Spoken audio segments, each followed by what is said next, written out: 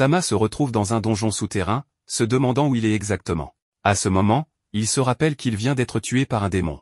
Maintenant qu'il s'est réveillé, il réalise qu'il vient d'expérimenter la réincarnation. Tentant de comprendre qui il est désormais, il ouvre les yeux et découvre ses statistiques. En les consultant, il s'aperçoit qu'il est un Behemoth de rang S, une créature extrêmement dangereuse que même une armée massive ne peut vaincre. L'idée de vivre sa nouvelle vie en tant que Behemoth le dévaste, car il était autrefois un chevalier jurant de protéger l'humanité. Cette existence contraste avec la nature destructrice des Behemoths envers l'humanité. Alors que ses pensées traversent son esprit confus, il décide de boire un peu d'eau. À ce moment, il aperçoit le reflet d'un chaton et s'effraie, hurlant comme une vieille dame. Ce reflet est clairement sa nouvelle forme. Avant que le mignon chaton ne nous perfore les oreilles avec ses cris aigus, une elfe nommée Arya se réveille. Elle ouvre ses fenêtres pour révéler les brillantes perspectives qui s'offrent à elle. Après s'être habillée, elle prend 2 longues épées accrochées à son mur et sort. Nous reviendrons à la jeune femme élégante plus tard. Pour l'instant, retournons au donjon où le petit chaton ne comprend toujours pas comment il a une forme de chat alors qu'il a été réincarné en tant que Behemoth. Ironiquement, il choisit de se réjouir du simple fait d'avoir été réincarné.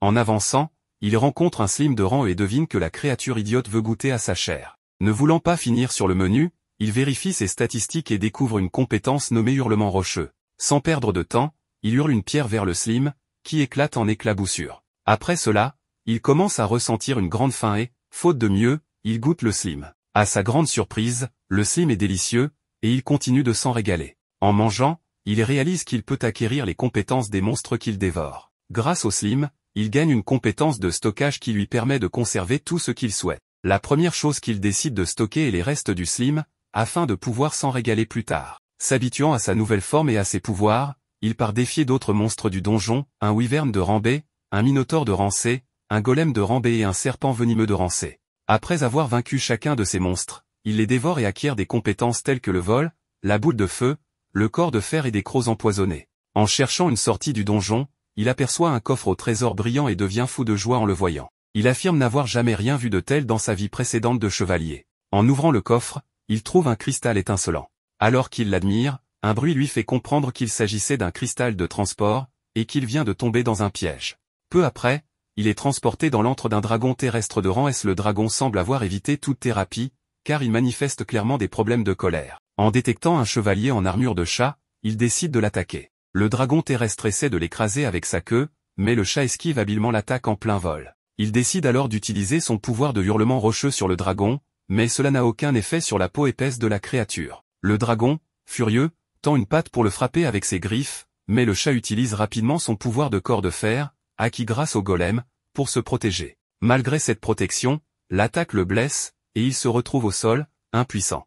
Voyant cela, le dragon tente de l'achever d'un coup fatal. Heureusement, le chat parvient à esquiver l'attaque et, dans un dernier effort, utilise l'extrémité tranchante de sa queue pour laisser une cicatrice sur l'un des yeux du dragon avant de s'enfuir en utilisant son pouvoir de vol acquis grâce au wyvern. Le dragon, maintenant aveuglé d'un œil et furieux, rugit, mais le chat s'en moque. Pendant ce temps, l'elfe, Arya, arrive au donjon. Elle se remémore le moment où elle a choisi de devenir aventurière après que son mentor ait vaincu des démons maléfiques qui attaquaient son village. Pendant ce temps, notre petit chaton blessé lutte pour atteindre la lumière au bout du donjon. Malheureusement, il est trop faible et finit par s'évanouir. Juste avant de perdre connaissance, il sent une silhouette s'approcher et imagine que cette personne n'aime probablement pas les animaux. Par chance, il se trompe, Arya, une véritable amoureuse des animaux, le ramène chez elle pour le soigner. Le lendemain matin, le chaton se réveille enveloppé de bandages. En voyant Arya de près, il la prend pour un ange. De son côté, elle le voit simplement comme un adorable chaton, sans se douter qu'il est en réalité un monstre dangereux.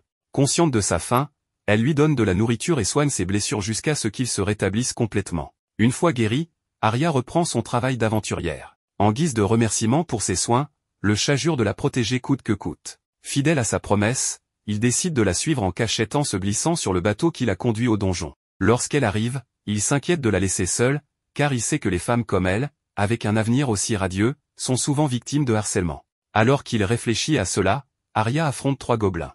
À sa grande surprise, elle utilise une compétence d'accélération pour les éliminer rapidement. Après les avoir vaincus, elle coupe leurs oreilles pour les utiliser comme preuve afin de toucher une prime. En observant son habileté, le chat reconnaît qu'il n'a jamais vu quelqu'un d'aussi rapide. Cependant, il pense que ses épées sont trop longues pour elle. Alors qu'elle range les oreilles des gobelins, un autre gobelin apparaît. Prête à l'affronter, elle ne réalise pas immédiatement qu'il s'agit d'un mage gobelin, une créature puissante. Le gobelin lance une énorme boule de feu, et Arya voit sa vie défiler devant ses yeux. Juste avant que la boule de feu ne la touche, le chat la pousse hors du chemin. Ne voulant pas révéler sa véritable identité, le chat utilise ses griffes pour attaquer le visage du gobelin, le faisant tomber dans un escalier profond. Reconnaissante, Arya emmène le chat à la guilde des aventuriers pour échanger les oreilles de gobelins contre de l'argent. À leur arrivée, ils sont interrompus par un idiot en armure nommé Cassement, qui veut qu'Arya rejoigne son groupe. Le malotru essaie de lui attraper le bras, mais le chat intervient et mord violemment sa main. Tandis que Cassement hurle comme une fillette, le chat lui saute de nouveau dessus, lui griffant le visage et le ridiculisant davantage. Cela met Cassement dans une telle rage qu'il sort son épée pour attaquer le chat. Cependant, avant qu'il ne puisse agir, Arnold Holzwelzenegger, le réceptionniste musclé de la guilde, intervient pour l'arrêter. Bien qu'Arnold ait une allure imposante, il est également un aventurier redoutable. Voyant Arnold, Cassement prend peur et s'enfuit. Arya remercie Arnold pour son aide, et celui-ci, impressionné par le chat, le prend pour un chevalier en armure brillante. Puisqu'il a sauvé Arya 2 fois en une journée, Arya décide de le nommer Tama et le proclame officiellement comme son animal de compagnie. Cela signifie qu'il peut désormais l'accompagner dans ses quêtes sans avoir à se cacher comme auparavant. Après avoir soumis les preuves de sa chasse aux gobelins, Arnold informe Arya qu'elle est éligible pour une promotion dans un rang supérieur. Ce soir-là, Arya, un peu ivre, emmène Tama avec elle pour un bain. Malgré ses réticences, Tama finit par céder et se retrouve à partager ce moment avec elle. Alors qu'ils se baignent, Arya confie une histoire de son enfance, lorsqu'une sainte de l'épée est intervenue pour sauver son village attaqué par des démons. Cette expérience l'a inspirée à devenir plus forte pour protéger les autres. Le lendemain matin, Arya et Tama se rendent à la guilde des aventuriers, traversant un marché où Arya est accueillie chaleureusement. Une fois à la guilde, Arnold tente de la prévenir d'un problème, mais avant qu'il ne puisse finir, Cassement réapparaît, armé d'un ordre du baron exigeant que Tama soit exécutée pour l'avoir blessé. Arya supplie Cassement d'avoir pitié, et celui-ci propose un duel. Si Arya gagne, elle peut garder Tama, mais si elle perd, elle doit devenir sa femme. Arya, n'ayant pas d'autre choix, accepte. Le soir, une foule d'aventuriers se rassemble pour assister au combat, avec Arnold comme arbitre. Cassement, tentant de paraître chevaleresque, permet à quiconque de rejoindre Arya, mais tous les aventuriers ont trop peur. Finalement, Tama décide de l'aider. Le combat commence, et bien que Tama tente de charger Cassement, ce dernier s'avère être un adversaire redoutable. Arya utilise sa compétence d'accélération, mais Cassement l'esquive et la contre avec un coup dans l'estomac. Il bloque également ses attaques de couteau avec sa cape et la rabaisse en affirmant qu'elle ferait mieux d'être une femme au foyer qu'une aventurière. Sentant que sa maîtresse est sur le point de perdre, Tama est contraint d'utiliser ses pouvoirs. Après de longues hésitations, il décide d'assumer les conséquences. Au moment où Cassement s'apprête à porter un coup final à Arya, Tama intervient avec son corps de fer pour bloquer l'attaque, brisant l'épée de Cassement. Tama utilise ensuite son hurlement d'éther pour propulser Cassement en l'air comme un Superman de bas budget. Convaincu que son identité de monstre sera découverte et qu'il sera exécuté, Tama accepte son sort. Contre toute attente, les spectateurs concluent qu'il est un simple chat élémentaire. Arya est déclaré vainqueur du duel et autorisé à garder Tama. Le lendemain matin, alors qu'Arya dort, Tama réfléchit à la manière dont il a pu être confondu avec un chat. Finalement, il accepte son destin et décide de rester auprès d'Arya en tant que son fidèle animal de compagnie. Le lendemain, alors qu'elle essaie de câliner Tama pour le sortir du lit, il lui fait des gestes audacieux à l'oreille, ce qui la fait réagir de manière incontrôlée. En tant que chevalier honorable, avant sa mort, il décide de mettre fin à cette situation et de s'éloigner. Cependant, elle continue à l'appeler, réclamant davantage. Plus tard dans la journée, à la forge, Arya rend visite à Vulcan, son ami. Arrivé sur place avec Tama, Vulcan ne peut s'empêcher de fixer le mignon petit chaton de son ami. Arya parle beaucoup de Tama à Vulcan, qui propose de le porter un moment. Le visage de Tama s'illumine d'excitation alors que Vulcan demande pourquoi Arya est venue avec son chaton. Arya explique qu'elle souhaite que Vulcan fabrique une bonne armure pour Tama. Vulcan est ravi à l'idée de relever ce défi, heureuse de créer quelque chose de nouveau et mignon pour un chaton si adorable. Vulcan prend immédiatement les mesures de Tama et, quelques heures après, elle termine l'armure. Celle-ci est parfaite pour Tama, qui l'ajuste sans problème. Cependant, Vulcan rencontre un autre problème, malgré son reforge, elle n'arrive pas à rendre l'épée d'Arya plus légère. Arya a du mal à la manier lors de ses quêtes. Après réflexion, Vulcan suggère de former un groupe temporaire pour observer Arya en action avec son épée et comprendre le problème. Le même jour, ils se rendent tous dans un donjon. Vulcan impressionne en écrasant des gobelins hideux. Arya, admirative, observe tandis que Tama la trouve intrépide et courageuse. Les capacités de Vulcan sont confirmées lorsqu'elle bloque une attaque de feu avec une technique issue de ses compétences de forge, lui permettant d'enrober son armure d'éléments variés. Après avoir préparé le terrain, Vulcan laisse Arya prendre le relais avec son épée. Mais leur prochain ennemi est un orc hideux et surdimensionné. Arya, dégoûtée et effrayée, l'attaque tout de même avec sa compétence d'accélération, mais l'orque bloque ses assauts. Tama intervient en volant dans les airs, activant la technique du corps de fer pour protéger sa maîtresse et distraire l'orque. Cela permet à Arya de l'éliminer d'une seule attaque. Vulcan remarque que les longues épées d'Arya perturbent ses mouvements et décide de simplifier son équipement. Arya, insatisfaite, demande quelque chose de plus difficile pour devenir plus forte. Vulcan suggère alors de passer à l'étage suivant, rempli de monstres prêts à être massacrés. Là-bas, Arya rencontre des repers, des monstres visqueux et pervers. Tama, inquiet, craint que sa maîtresse ne se fasse attraper. Vulcan conseille à Arya de se déplacer intelligemment pour éviter de se retrouver piégée par leur corps gluant. Arya attaque avec sa compétence d'accélération, mais sa vitesse n'est pas suffisante. L'un des repers finit par briser son épée lourde en 2 morceaux. Alors qu'elle est presque attrapée, Vulcan lui lance un couteau qu'elle attrape et enfonce dans le corps du Slim, le tuant sur le coup. Après avoir vaincu un repère, Arya passe au suivant. Vulcan, qui observe ses mouvements, remarque qu'Arya serait plus efficace avec des armes courtes. En un rien de temps, Arya découpe toutes les parties du monstre, laissant Vulcan stupéfaite. Consciente des compétences d'Arya, Vulcan ne s'attendait cependant pas à une telle rapidité dans l'élimination du deuxième monstre. Alors qu'ils pensaient avoir terminé leur quête, le monstre éclabousse Arya de son jus avant de régénérer ses mains. Arya grimace, déclarant que seul Tama a le droit de faire cela, puis elle élimine la stupide créature d'un seul mouvement. Cette fois, elle s'assure de découper le monstre en morceaux pour rendre sa réincarnation impossible. Vulcan et Tama se précipitent pour féliciter Arya pour sa démonstration de compétence.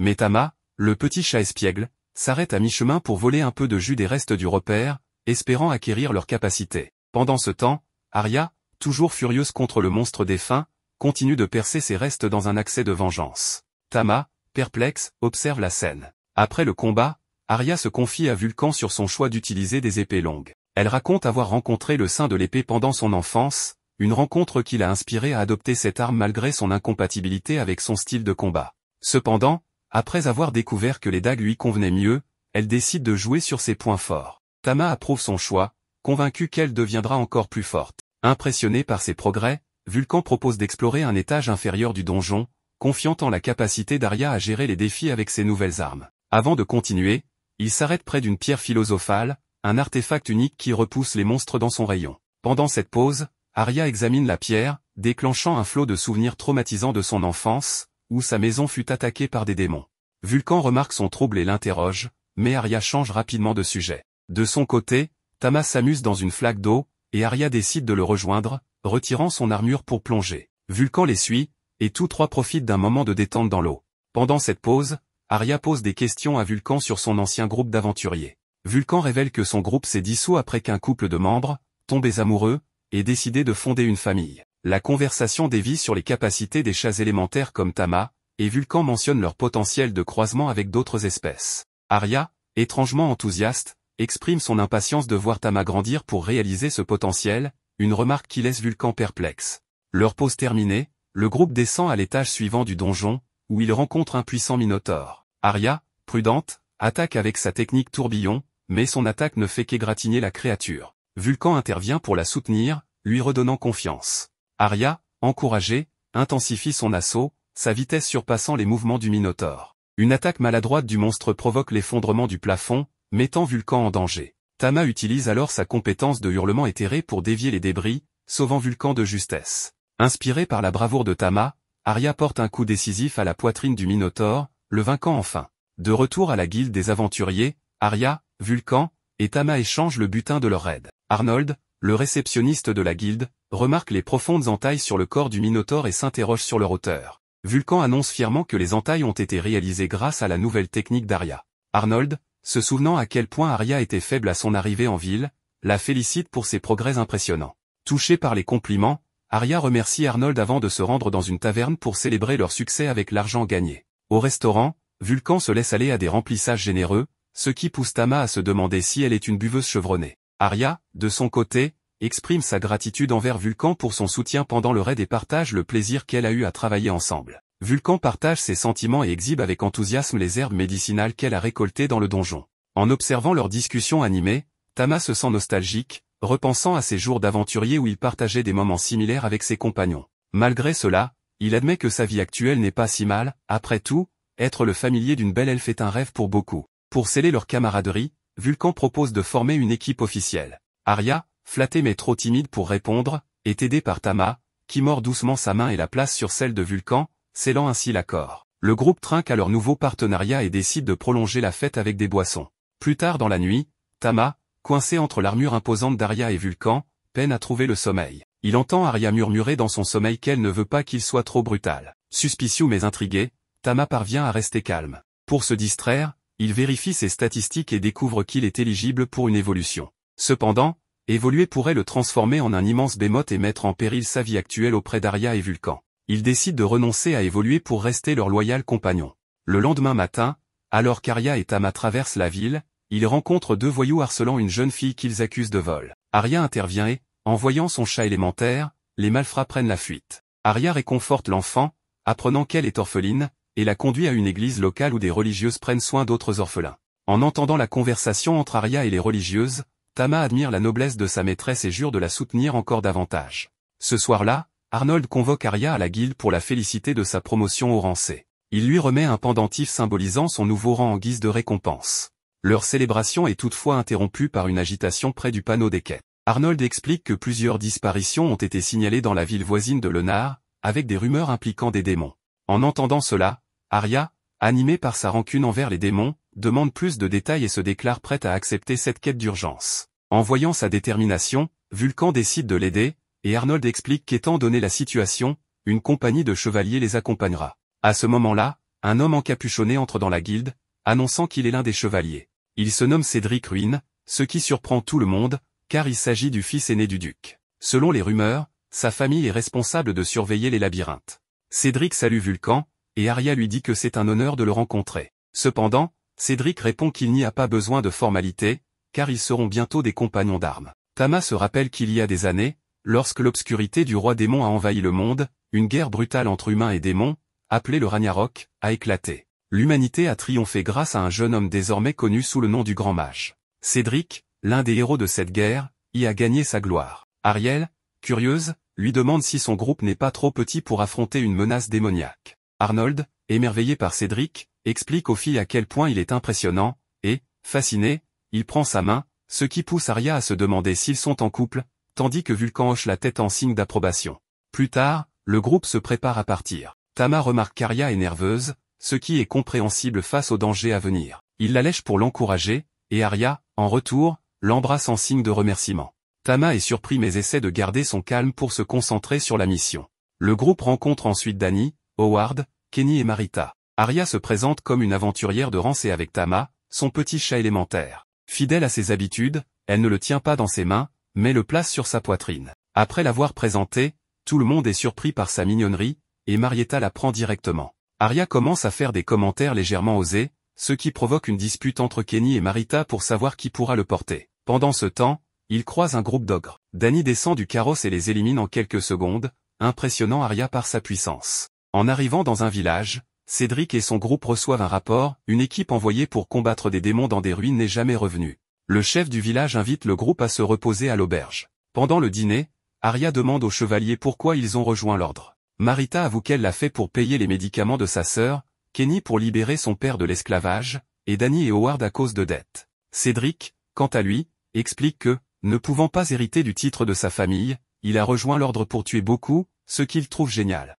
Son commentaire met toutefois les filles mal à l'aise. Plus tard, les filles se préparent à prendre un bain. Tama, respectant son code d'honneur, tente de ne pas les regarder. Cependant, Vulcan se sent gêné de se retrouver nu devant Tama, chose qui ne l'avait jamais dérangé auparavant, et s'enfuit. Tama se fait ensuite laver, ce qui surprend Marita et Kenny de voir un chat qui n'a pas peur de l'eau. Pendant ce temps, Tama compte des nombres premiers pour se détendre, tandis que l'atmosphère des bains devient plus légère. Un moment fan service s'installe, les filles plaisantant entre elles et exprimant leur envie envers les proportions d'Arya. Pendant ce temps, les garçons, à l'écoute de tout cela, sont visiblement troublés. Howard dit à Dany qu'il doit se détendre. Cependant, lorsque Dany propose d'espionner les filles, Howard ne peut pas refuser, et les garçons s'y faufilent discrètement. Ils sont cependant interceptés par Tama, qui les envoie voler d'un hurlement puissant. Après ce moment fan service, le groupe arrive aux ruines, mais ils sont observés par un démon qui déclare que le moment est venu de mettre son plan à exécution. Alors qu'ils avancent, le groupe tombe sur une meute de loups-garous. Howard utilise la provocation pour attirer leur attention, et les garçons se débarrassent rapidement des loups. Tama remarque cependant que les renforts ennemis sont bien armés. Son hurlement d'éther ne leur ferait gagner que peu de temps, il décide donc de changer de stratégie et utilise son hurlement d'eau, perforant l'estomac des loups-garous. Les garçons et Arya sont stupéfaits par cette capacité. Le démon, intrigué, se demande quelle est la nature de ses attaques et, en observant Tama, s'interroge sur le fait qu'il pourrait être un chat élémentaire. Cependant, il conclut que Tama est trop puissant pour cela. Il se rassure néanmoins, convaincu qu'il trouvera un moyen de l'éliminer, quitte à le faire lui-même. De son côté, Arya, dans une élan de désir, espère que Tama pourra la terrasser comme ces monstres et lui faire plein de choses. La situation devient embarrassante pour Tama, qui se sent gêné. Plus tard, Cédric interrompt leur progression, ressentant une aura oppressante. Le démon se présente alors comme Beryl Astaroth, un survivant des démons que les humains avaient exterminés. Il annonce que le village de Lennar n'est qu'un petit pas dans son immense ambition. Il invoque une grande quantité de trolls de rang A. Tama est surpris de voir qu'il peut contrôler des monstres aussi puissants. Les garçons se mobilisent rapidement, mais tombent dans un piège tendu par Beryl, les empêchant de coopérer. Tama arrache un bras à l'un des trolls, mais celui-ci se régénère aussitôt. Les garçons demandent alors à Cédric d'utiliser ses capacités. Excité, Cédric dégaine son épée et libère son pouvoir, tranchant facilement les trolls. Beryl, stupéfait, réalise que cette magie sombre était censée être accessible uniquement aux grands mages du Ragnarok. Tama, de son côté, attaque les trolls avec sa magie, mais cela reste inefficace à cause de leur régénération de rang A. Conscient que la situation pourrait devenir catastrophique, il envisage d'utiliser son évolution, mais craint que cela révèle sa véritable nature de monstre, ce qui mettrait fin à son voyage avec sa maîtresse. Il décide donc de brûler les trolls pour empêcher leur régénération rapide, parvenant ainsi à en éliminer 3. Pendant ce temps, Vulcan et Arya affrontent le démon. Grâce à une bonne coordination, Arya parvient à le poignarder dans la poitrine. Le démon lui rit au nez, affirmant qu'une telle attaque ne peut pas l'affecter, mais l'épée commence à briller et blesse gravement le monstre. Ce dernier attaque rapidement Arya, la faisant tomber au sol. Tama court immédiatement vers sa maîtresse et est horrifié de voir qu'elle est empoisonnée. En examinant la dague, il réalise que le poison est d'une nature inquiétante. Le démon, avant de se transformer en pierre et d'être pulvérisé, déclare que non seulement Arya, mais toute l'humanité, est condamnée lorsque le pouvoir de son maître reviendra. Le poison d'Arya progresse rapidement. Cédric comprend qu'il s'agit de la toxine d'un dragon venimeux et qu'ils doivent l'emmener immédiatement en ville. À leur arrivée, le médecin leur annonce tristement qu'elle ne survivra que jusqu'à midi au mieux. Vulcan demande s'il existe un antidote, mais le médecin répond que personne n'a encore réussi à neutraliser cette toxine. Il confie néanmoins qu'un antidote est possible, mais pour cela, il faudrait l'œil d'un dragon terrestre. À ce moment, Tama se remémore le dragon terrestre qui avait failli l'envoyer rejoindre Saint-Pierre. Pendant que les autres réfléchissent à une stratégie, ils pensent qu'en unissant leurs forces, ils pourraient vaincre un dragon terrestre. Cependant, Cédric les interrompt, leur rappelant qu'ils n'ont pas le temps de partir à la recherche de dragons et qu'ils doivent trouver une autre solution. C'est alors qu'Arya commence à crier de douleur. Voyant sa maîtresse souffrir, Tama décide qu'il ira chercher le dragon terrestre, prêt à faire tout ce qui est nécessaire pour sauver sa vie. Après tout, il est encore en vie grâce à elle. Au coucher du soleil, il arrive à l'endroit où se trouve le dragon terrestre. En le voyant, le dragon lui demande pourquoi quelqu'un qui avait réussi à s'échapper décide maintenant de revenir. Tama déclare qu'il est là pour le vaincre. Le dragon se moque de lui, affirmant qu'une créature inférieure comme Tama ne pourrait rien contre lui. Tama comprend que le dragon a raison, il ne pourra pas le vaincre, du moins pas sous cette forme. Il accepte alors sa seconde forme et se transforme en Behemoth.